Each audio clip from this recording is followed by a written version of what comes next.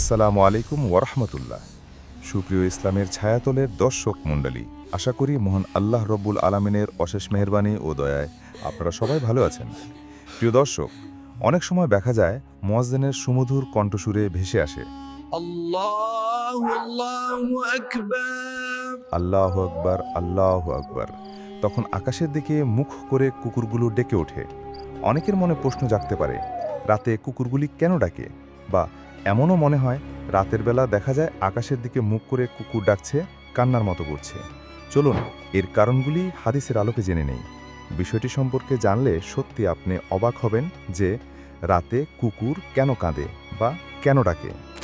রাতের বেলা কুকুর ঘেউ ঘেউ করে এই বিষয়ে হাদিসে এসেছে। জাবের ইবনে আবদুল্লাহ রাদিয়াল্লাহু তাআলা আনহু থেকে বর্ণিত, নবী করিম সাল্লাল্লাহু আলাইহি সাল্লাম বলেন, রাত্রিবেলা তোমরা যখন কুকুরের ঘেউ ঘেউ শব্দ এবং গাধার ডাক শুনতে পাও, তখন আল্লাহর কাছে আশ্রয় প্রার্থনা করো, কারণ এরা এমন কিছু দেখতে পায় যা তোমরা দেখতে পাও না। রাতের বেলা তোমরা আল্লাহর নাম স্মরণ করে ঘরের দরজাসমূহ বন্ধ করো, কারণ আল্লাহর নাম স্মরণ করে বন্ধকৃত দরজা শয়তান খুলতে পারে না। তোমরা কলসিগুলোর মুখ ঢেকে দাও, মশকের অর্থাৎ চামড়ার তৈরি পানের পাত্র মুখ বেঁধে দাও এবং পাত্রগুলো উপর করে রেখে দাও। আবু দাউদ, হাদিস নং 1246। সুপ্রিয় দর্শক, তাহলে হাদিস দ্বারা বুঝতে পারলাম রাসূল সাল্লাল্লাহু আলাইহি সাল্লাম বলেছেন, কুকুর যা দেখতে পায় মানুষ তা দেখতে পায় না। কুকুর শয়তানকে দেখতে পায়, এজন্যই পরক্ষণে বলেছেন, অবশ্যই রাতের বেলা তোমাদের দরজাসমূহ বন্ধ করে দাও এবং বিসমিল্লাহ বলো। এর অর্থ হচ্ছে কুকুর তখনই ডাকে যখন সে শয়তানকে দেখতে পায়। বা এমনও হতে পারে কোনো ব্যক্তির কবরে আযাব হতে থাকলে তা কুকুর দেখতে পায় ও শুনতে পায়। আমরা জানি রাসূল সাল্লাল্লাহু আলাইহি সাল্লাম বলেছেন, বোবা জীবজন্তু ও পশু পাখি কবরের আযাব দেখতে ও শুনতে পারে। তাই বন্ধুরা, আমরা রাতে যখন কুকুরের ডাক শুনব তখন আমরা পড়ব আউযু বিল্লাহি মিনাশ শাইতানির রাজিম। প্রিয় দর্শক মণ্ডলী, আজ আপনাদের জন্য কুকুর বিষয়ে কিছু কথা বলার চেষ্টা করব। আমাদের দেশে যত জানোয়ার আছে তার মধ্যে নিকৃষ্ট মানের জানোয়ার হচ্ছে কুকুর আর শূকর। আমরা তো কুকুরকে দেখলেই লাথি দিয়ে দূরে সরিয়ে দেই এবং তাদের দেখলেই জুতা ছুঁড়ে মারতে চাই। অথচ কুকুরের একটি ইতিহাস আছে যা হায়াতুল হাইবার নামক কিতাবে লেখা হয়েছে। একজন আল্লাহর বান্দা একদিন কোথাও যাওয়ার উদ্দেশ্যে রওনা হলো। যেতে যেতে কিছু দূর যাওয়ার পর সে ব্যক্তি পথের ধারে একটি বিল্ডিং দেখতে পেল যা সে কখনোই দেখেনি। অনেক পুরাতন একটি বিল্ডিং, যা প্রায় ২-৪শত বছর আগের। আমাদের দেশের প্রতিটি মানুষের এই সব কিছু তো নতুন পছন্দ।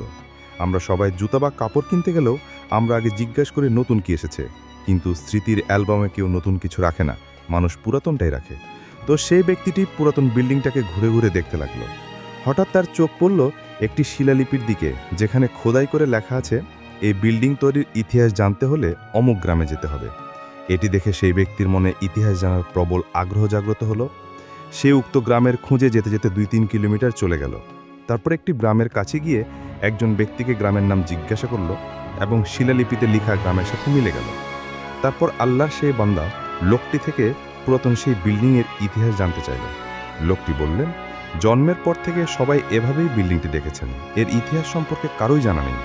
এমনকি আরও কিছু সংখ্যক মানুষকে জিজ্ঞাসা করা হলো এবং তারাও একই কথা বললেন।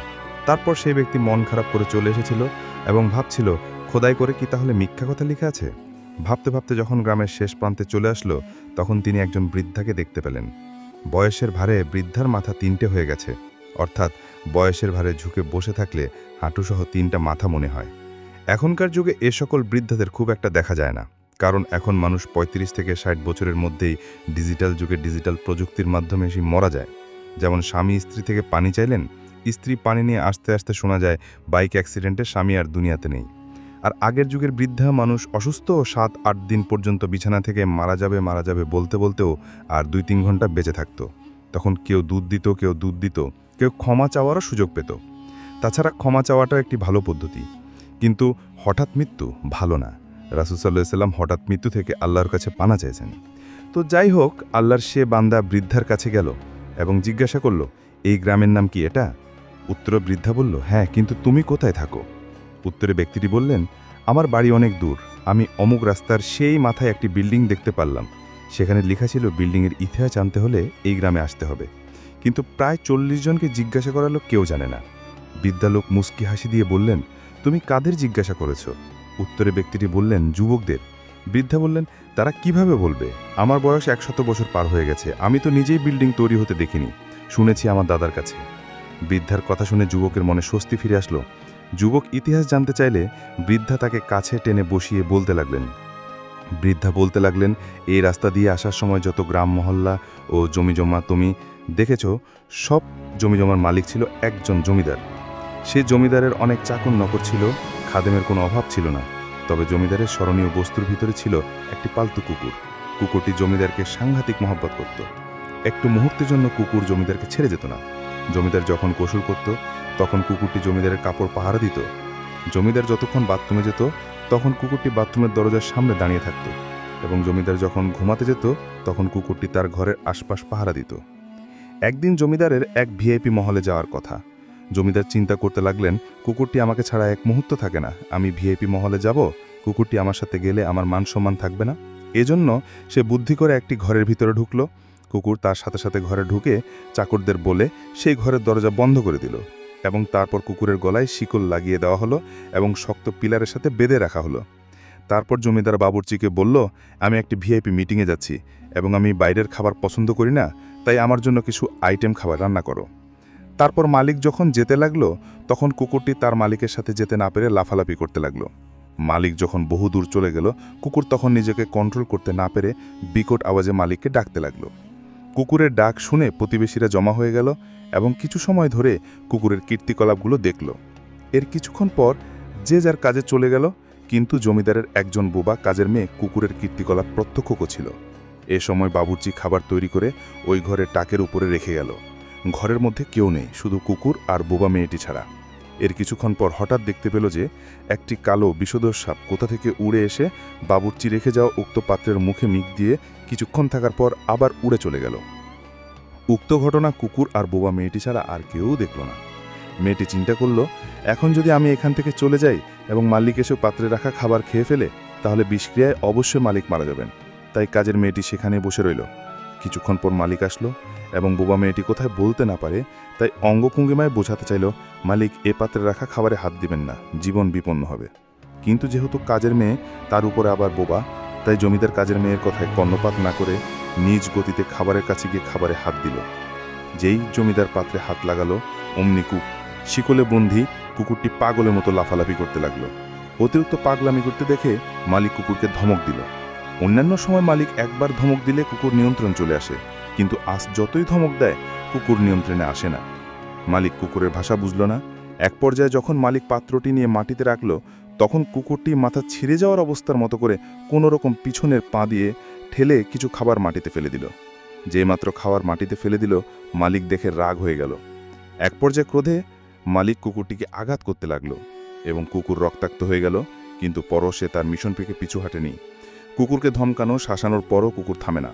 এক পর্যায়ে মালিক দাঁড়িয়ে ক্রোধে চিন্তা করলেন, যে খাবারের মধ্যে কুকুরের পায়ের ছোঁয়া লেগেছে, সে খাবার তো খাওয়া যাবে না। কুকুর শুধু চিন্তা করেছে, যদি মালিক খাবারে মুখ দেয় তাহলে তো সে মালিককে আর বাঁচাতে পারবে না। কুকুর শুধু লাফালাফি করছে। তাই মালিক চাকরদের বলল শিকল খুলে দিতে, এবং তারা খুলে দিল। কুকুরের বাঁধন যখন খুলে দেওয়া হলো, তৎক্ষণাৎ কুকুর খাবারে মুখ দিয়ে খাবার খেয়ে ফেলল। এটি দেখে মালিকের ক্রোধ আর অধিক পরিমাণে বেড়ে গেল। মালিক দাঁড়িয়ে ক্রোধে ফসফস করতে লাগল, যেন কুকুরকে মেরেই ফেলবে। কিন্তু সে দেখতে পেল 2 মিনিটের মধ্যে কুকুরটা আস্তে আস্তে দুর্বল হয়ে গেল এবং মুখ দিয়ে ফেনা পড়তে লাগল। এক পর্যায়ে জমিনে পড়ে গিয়ে হাত পা নাড়াতে নাড়াতে মারা গেল। মালিকের মস্তিষ্ক তখন খুলে গেল। ব্যাপার কি? কুকুর খাবারে মুখ দেওয়ার পর এভাবে মারা গেল কেন? এর মধ্যে সে বোমা মেয়েটির দিকে মনোযোগিত হলেন জমিদার। জিজ্ঞাসা করলেন, কি হয়েছে, খুলে বলো। তখন কাজের বোবা মেয়েটি চোখের পানি ছেড়ে দিয়ে অঙ্গভঙ্গিমায় বোঝালো, ঘরের মধ্যে কেউ ছিল না, আমি আর কুকুর ছিলাম। আপনার বাড়ুচি খাবার তৈরি করে মুখ না ঢেকে রেখে চলে গেল। আমরা নিজের চোখে দেখতে পেলাম উড়ন্ত একটি কালো বিষধর সাপ এসে আপনার খাবারে মুখ দিল। আমি চিন্তা করলাম, আমি যদি এখান থেকে চলে যাই এবং এমত অবস্থায় আপনি এসে যদি খাবারে মুখ দেন, তাহলে আপনি বাঁচবেন না। এজন্য সব কাজ ফেলে রেখে আপনাকে সাবধান করার জন্য এখানে বসে রইলাম। আমি অনেকভাবে আপনাকে বোঝাতে চেয়েছিলাম, আপনি বুঝতে পারেননি। এক পর্যায়ে যখন আপনি সেই বিষমুক্ত খাবারে হাত দিলেন, তখন আপনার সেই কুকুরটি নিজেকে নিয়ন্ত্রণ করতে পারছিল না। কুকুরটি বিভিন্নভাবে বোঝাতে চেয়েছিল, মালিক ওখানে হাত দিয়েন না। তারপরে যখন আপনি খাওয়ার জন্য অগ্রসর হলেন তখন কুকুরটি নিজের মাথা ছিয়ে যায়, এই অবস্থায় নিজের সাথে যুদ্ধ করে পায়ে ঠেলে কিছুটা খাবার ফেলে দিল। তারপরও কুকুরটি চিন্তা করল, এখনও পাত্রের মধ্যে খাবার আছে, আমার যদি তা থেকে ফেলে তাহলে মালিককে বাঁচানো যাবে না। কুকুরটি আপনাকে অনেক বুঝাতে চেয়েছিল, কিন্তু আপনি বুঝলেন না, তাই কুকুরটি নিজের জীবন দিয়ে বুঝিয়ে দিল, কিন্তু আপনার কোনো ক্ষতি সে হতে দিল না। তাই প্রিয় দর্শক, আপনাদের কাছে জিজ্ঞাসা করতে চাই, কুকুর নিজের মালিককে বাঁচানোর জন্য নিজের জীবন বিসর্জন দেয়, অথচ মালিক কুকুরের জন্য খাবারের কোনো মেনু দেয় নাই, থাকার জন্য একটি সুন্দর কোনো ঘর তৈরি করে নাই, বরং কুকুর নিজে জাগ্রত থেকে সারা রাত তার মালিককে পাহারাদারি দিল। এবং যে মালিক কুকুরকে 2 দিন 3 দিন পর পর খাবার দিল, সে কুকুর যদি এমন মালিকের জন্য জীবন দেয়, তাহলে মুসলমান ভাইয়েরা, আমাদের মালিক তো আমাদের জন্য খাবারের মেনু দিয়েছেন, আমাদের মালিক তো থাকার জন্য উন্নত ব্যবস্থা করেছেন। শুধু তাই নয়, কুকুর নিজে রাত জেগে নিজের মালিকের পাহারাদারি করেছে, আর আমাদের মালিক নিজে রাত জেগে আমাদের জন্য পাহারাদারি করেন। আমাদের মালিক বলেন, লা তাখুযুহু সিনাতু ওয়ালা নাওম, ও আমার বান্দাবান্দি, তোমরা রাতের বেলা ঘুমিয়ে যাও, আমি কিন্তু একটা মুহূর্তের জন্য ঘুমাই না। আমি যদি ঘুমিয়ে যাই, এই মুহূর্তে আমার কোনো বান্দাবান্দি যদি মুসিবতের মধ্যে পড়ে এবং সে যদি আমাকে ডাক দেয়, তখন কে তাকে মুসিবত থেকে উদ্ধার করবে? আল্লাহ সর্বময় ক্ষমতার অধিকারী, প্রতিনিয়ত তোমাদের সাহায্য করি। আমি রহমান রাহিম, আমি সেই সৃষ্টিকর্তা যিনি নাপাক পানি থেকে তোমাদের সৃষ্টি করেছি। আমি সেই সৃষ্টিকর্তা, আমি সেখান থেকে তোমাদের সৃষ্টি করেছি যেখানে তোমাদের কোনো অস্তিত্ব ছিল না। আমি আমার চোখের ভেতরে কখনো তন্দ্রা ভাবও আসতে দেই না, যে রাব্বুল আলামিন আমাদের সহযোগিতার জন্য সারা রাত জেগে রইলেন। এমন মোহিনীয় হাব থেকে আমাদের কে দূরে সরিয়ে দিল? শেষ পর্যন্ত যখন বোবা মেয়েটি থেকে জমিদার সব কথা জানলেন, জমিদার তখন চোখের পানি ছেড়ে অনেক সময় ধরে ক্রন্দন করলেন। জমিদারের পর ঘোষণা দিল যে কুকুর তার জীবন বিসর্জন দিয়ে আমার জীবন রক্ষার চেষ্টা করল।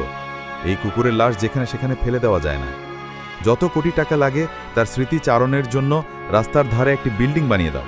এই বিল্ডিংয়ের ভেতরে কুকুরকে দাফন করা হবে, যাতে করে 100 বছর পর্যন্ত প্রভুভক্ত কুকুরের স্মৃতি দুনিয়ায় টিকে থাকে।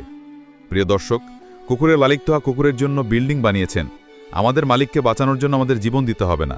মালিকের দিন দুনিয়াতে টিকে রাখার জন্য প্রয়োজন হলে জীবন দিতে হবে, কিন্তু আমরা তো উদাসীন রয়ে গিয়েছি। আল্লাহ রব্বুল আলামিন আজকের এই পুণ্যবতী ঘটনাটি শুনে প্রতিটি ভাই এবং বোনকে উপলব্ধি করে এ থেকে শিক্ষা গ্রহণ করে জীবনের শেষ মুহূর্তটি পর্যন্ত রব্বিজিল জালালি ওয়াল ইকরামের উপর কৃতজ্ঞ আপাতমস্তক নত করে রাখার তৌফিক দান করুক। হে রব্বুল আলামিন, প্রতিনিয়ত যেন আপনার ঘাড় আপনার নিকট নত থাকে। হে রব্বুল আলামিন, প্রতিনিয়ত যেন আমি আপনার শুকুরগুজার বান্দাদের অন্তর্ভুক্ত হতে পারি। হে আল্লাহ, আপনি আপনার কৃতজ্ঞদের মাঝে আমাকে কবুল করে নিন, আমাদের সবাইকে কবুল করে নিন। আমিন। ওয়াখিরু দাওয়ানা আলহামদুলিল্লাহি রব্বিল আলামিন।